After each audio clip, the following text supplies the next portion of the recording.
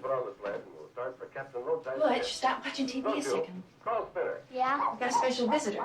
Spinner! Spinner!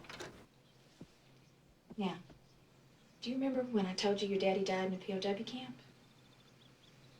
Well, this here is Captain Coons. He was in the POW camp with Daddy.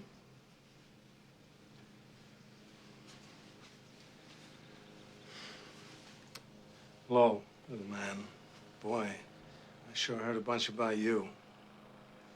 See, I was a good friend of your dad's.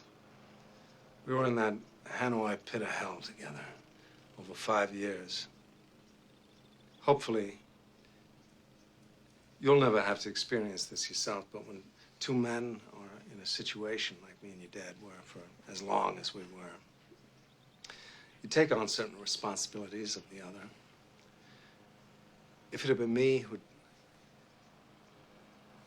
not made it, Major Coolidge, you'd be talking right now to my son, Jim. But the way it turned out, I'm talking to you. Butch, I got something for you.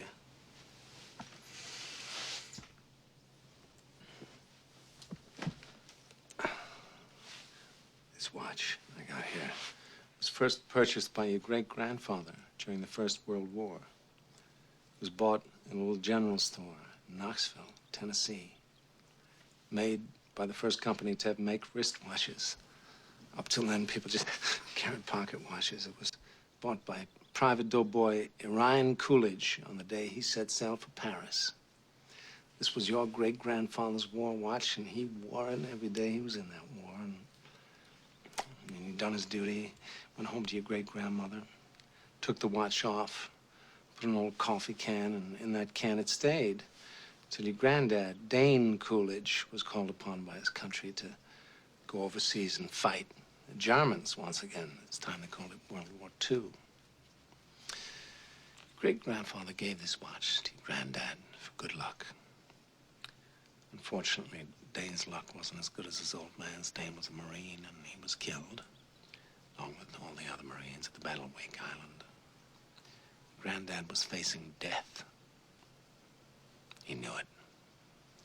None of those boys had any illusions about ever leaving that island alive, so 3 days before the Japanese took the island, your granddad asked a gunner on an Air Force transport named Wanaki, man he'd never met before in his life, to deliver to his infant son, who he'd never seen in the flesh, his gold watch.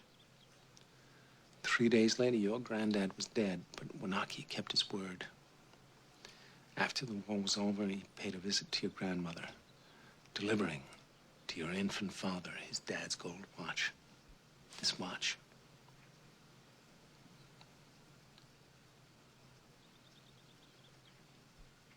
This watch was on your daddy's wrist when he was shot down over Hanoi. He was captured, put in a Vietnamese prison camp.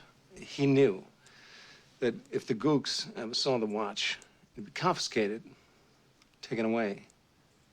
The way your dad looked at it, this watch was your birthright. You'd be damned if any slope's gonna put the greasy yellow hands on his boy's birthright, so he hid it. In one place he knew he could hide something, his ass. 5 long years he wore this watch, up his ass. Then he died of dysentery. Give me the watch. I hid this uncomfortable hunk of metal up my ass 2 years. Then, after 7 years, I was sent home to my family. And now, little man, I give the watch to you.